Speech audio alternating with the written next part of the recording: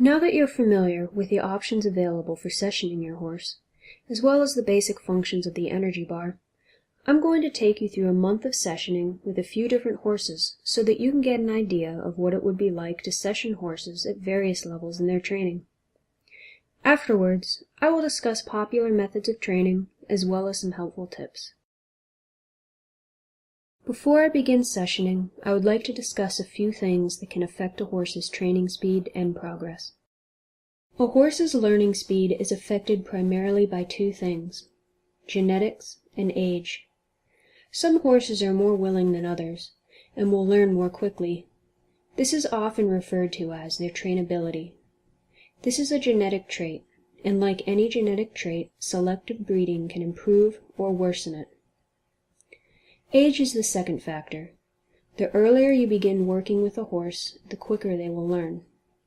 If they are used to people and being handled by people, they won't be as resistant to training. Age affects learning during ground and green training and has no effect on discipline training. A common misconception is that the intelligence trait affects a horse's training speed. This is not true. A horse with higher intelligence will not learn more quickly than a horse with low intelligence. However, a horse's temperament will have an effect on how quickly it learns. A foul-tempered or high-strung horse with higher trainability will not learn as quickly as an even-tempered, willing horse with slightly lower trainability.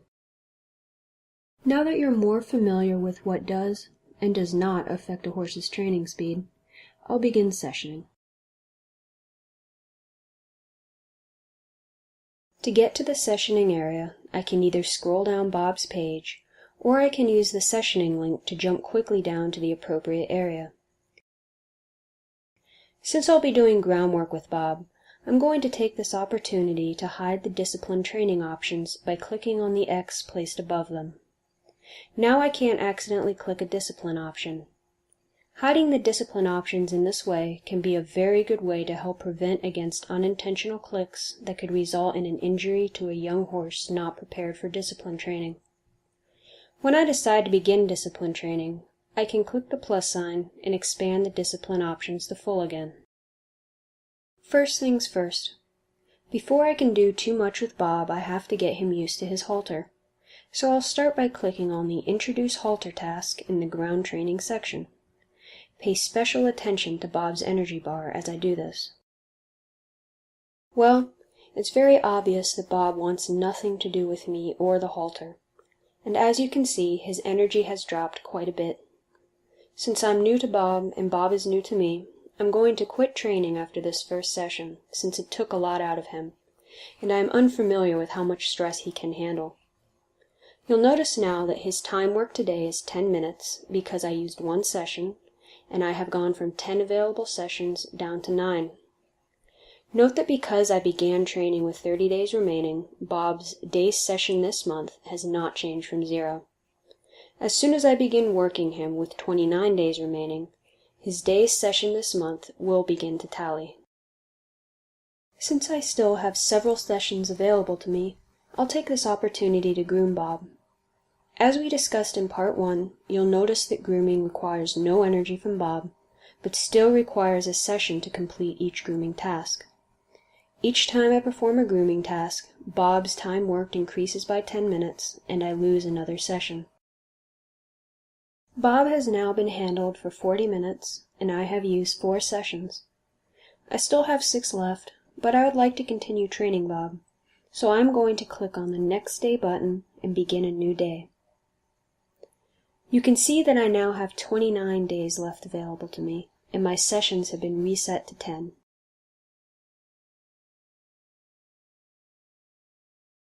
Bob was rather tuckered out from yesterday's sessioning, and today he has started with less than full energy.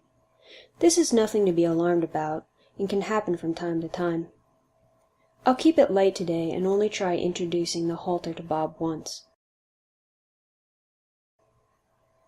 You can tell by his reaction that he is still not very pleased with the halter, and his energy has dropped a good deal. I'll spend a few more sessions and groom Bob, as I do not feel it would be wise to continue training him today.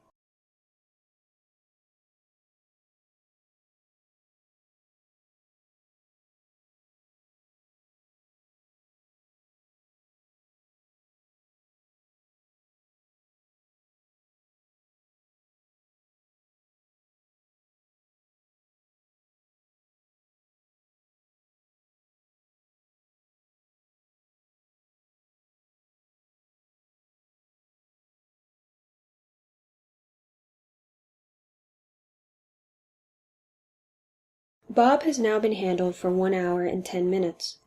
I have used 7 sessions, and his day's work this month has changed to 1. There isn't much else for me to do with Bob today, so I'm going to click the Next Day button and begin a new day. Now you can see that I have 28 days remaining, and my sessions have reset to 10.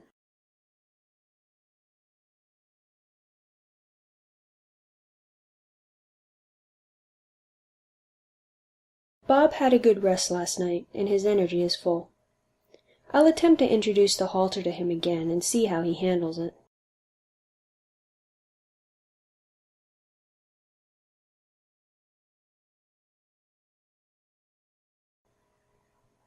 Well, he's still very shy about it, but today he didn't expend quite as much energy as he did the day before.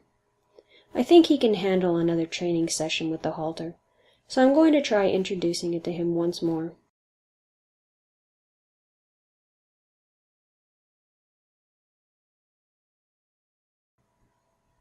Still shy, but he is making progress.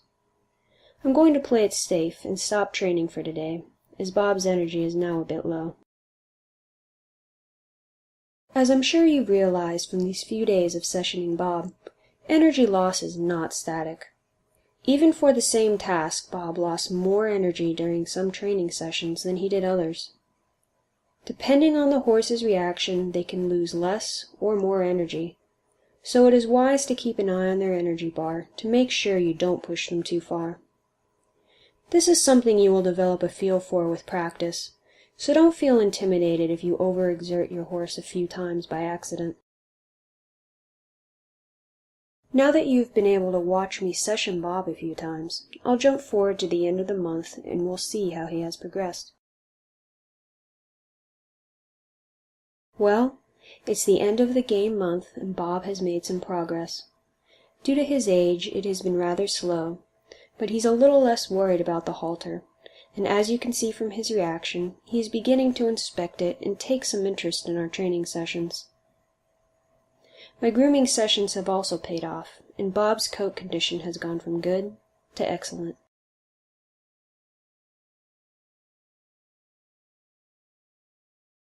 The next horse I'll be working with is Millie. She's a 6-year-old mare who has finished her groundwork and is ready to move on to basic undersaddle training. She's accustomed to being handled from the ground and is comfortable wearing tack and being driven on the long reins. Since being ridden is new to her, I'll begin by simply trying to get her moving out at a walk by selecting the Train to Walk Out task in the Undersaddle Basics section. Alright, well, she's unsure about this and has decided her best plan of action would be to not move forward. This request has taken quite a bit out of her, so I'm going to call it on training for this game day. I'm not concerned about grooming at this time, so I'll go ahead and proceed to the next day and resume training Millie.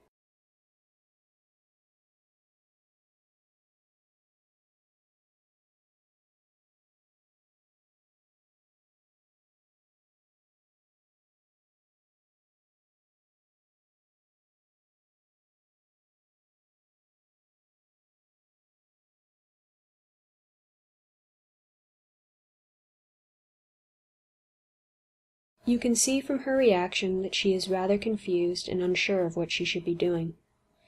The stress of carrying a rider, as well as the presentation of this new task, is wearing her out quite a bit. I do not believe she can handle another session of training today, so I'm going to proceed to the next day.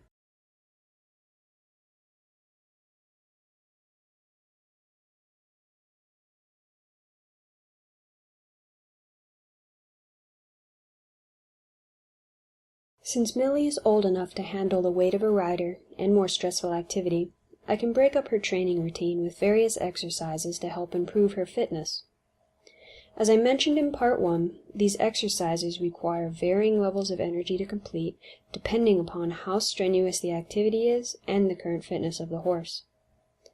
Millie is not very fit right now, so I'm going to start with something that isn't too strenuous: lunging on the flat.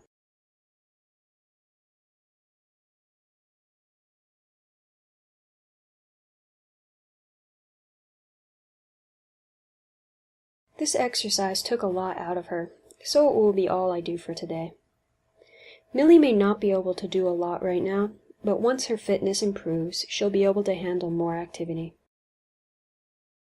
Now that you've seen me train Millie under saddle a few times, as well as demonstrate exercising, I'm going to skip ahead to the end of the month, and we'll see how Millie has progressed.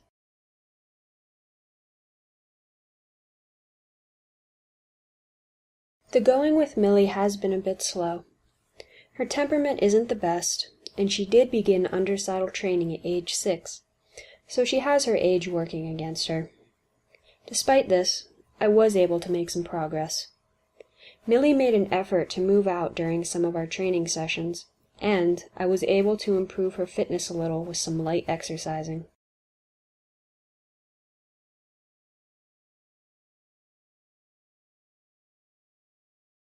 It may seem like training can take a long time, but remember what I talked about in the beginning of this video. Selective breeding can be used to improve trainability as well as temperament within your herd. So don't feel discouraged if you begin with a horse that isn't the swiftest of learners. When your horse is mature enough to be started under saddle, you can also begin exercising it. Exercising your horse and improving its fitness can help increase your horse's energy and enable him to handle more training and exercising each day. However, it is important to note that a fitter horse will also be able to put more effort into his work, and because of this, he will expend more energy. Remember, the energy your horse expends is not static.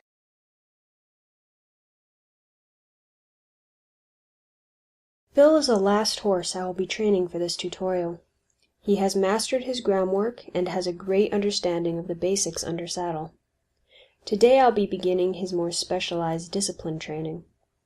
I've opted to train Bill for dressage, and I've done research into the discipline so I know what will be expected of him.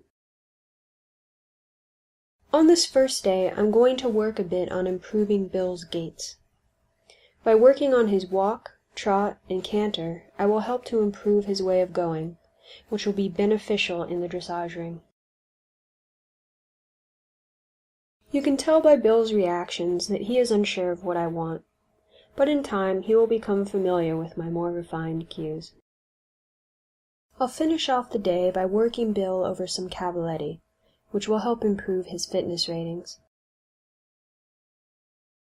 You'll notice from this day of training that Bill has used far less energy than the previous horses I have handled. He's more fit and better able to handle the stress of work, so he can handle more sessions. Note, though, that practicing the walk, trot, and canter is not nearly as intensive as many of the other discipline options. So remember to always be careful and pay attention to how much energy each task is requiring from your horse.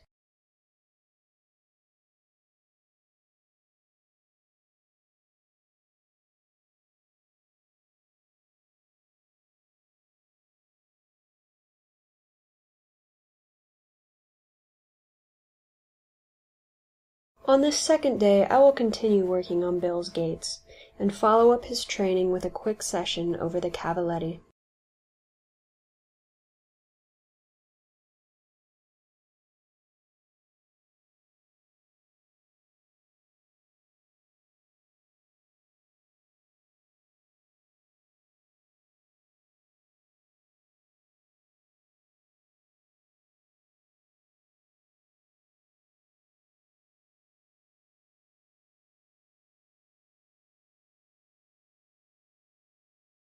Since I've already spent a few sessions working on Bill's gaits, I'm going to move on to some other tasks.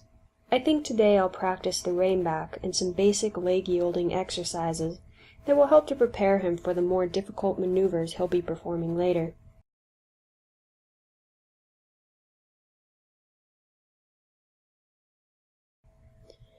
You can tell by his reactions that he is struggling with even these basic maneuvers, and it will be some time before he understands and is able to skillfully perform every maneuver required for dressage. Now that you've seen me session Bill several times as I work on preparing him for dressage, I'll skip ahead to the end of the month and discuss his progress.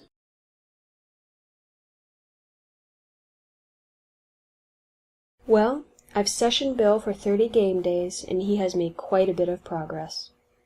I was able to introduce him to many dressage maneuvers, and I broke up his training with different exercises to help improve his fitness so that he is able to more easily perform his job. As you can see, his fitness ratings have improved quite a bit.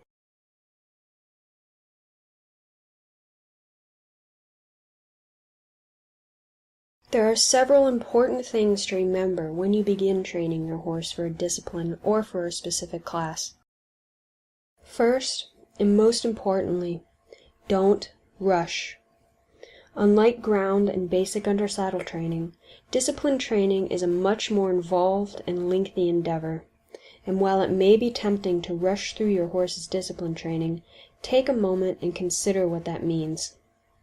When horses in real life begin in beginner-level competition, they are still new to their work, and would not have mastered the basics, nor have they touched upon the more complex tasks that will be asked of them later.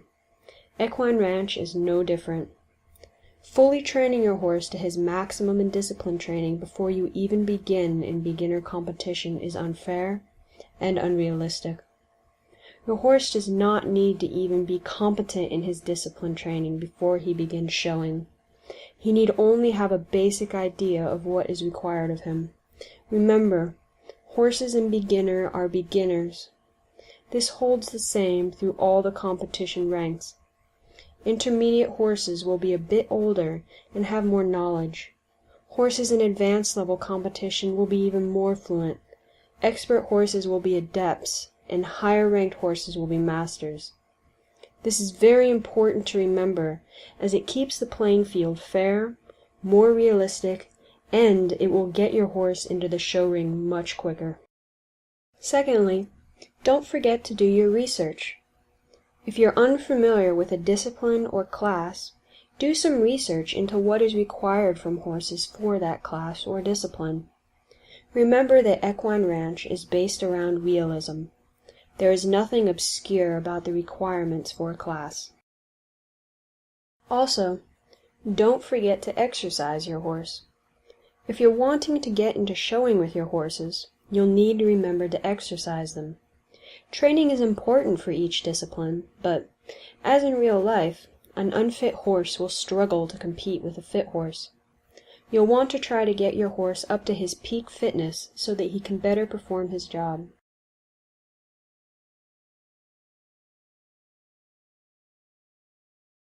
Now that you've seen several examples of sessioning horses at various levels in their training, I would like to discuss and show examples of the two most popular methods players use for training their horses. First, you can simply transition between horses using the Next or Previous Horse button on your horse's page. Clicking one of these buttons will take you to the next or previous horse in the barn or pasture. You do not need to have a bunch of tabs open to utilize this method. However, all of the horses you are working with must be in the same barn for this method to be effective, because if they are not, you will have to skip between barns trying to session all of your horses. If you have a large ranch, it can also make it more difficult to keep track of your horses and their training, particularly if you start moving your horses between barns. To get the most out of this method, you will want to keep all of the horses you session in the same barn so that you can switch through them more easily.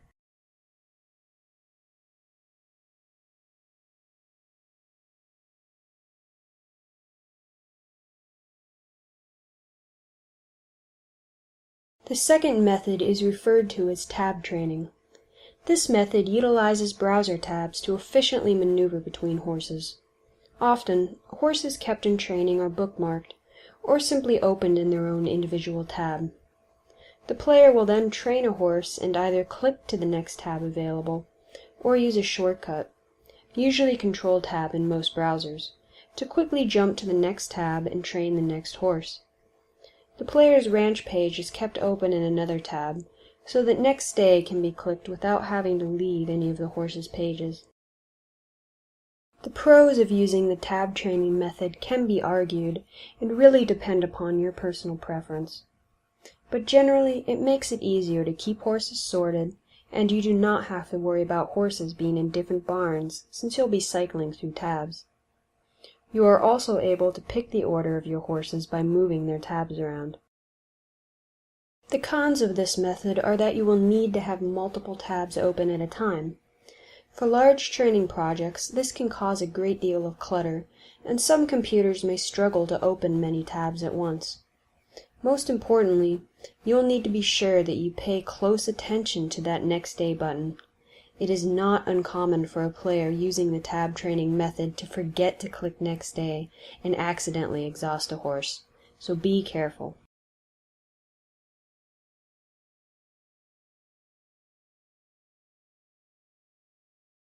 I've talked about the two most popular methods for training, but it is always best to find what works for you personally. Everyone has their own preference, and there is no right or wrong method.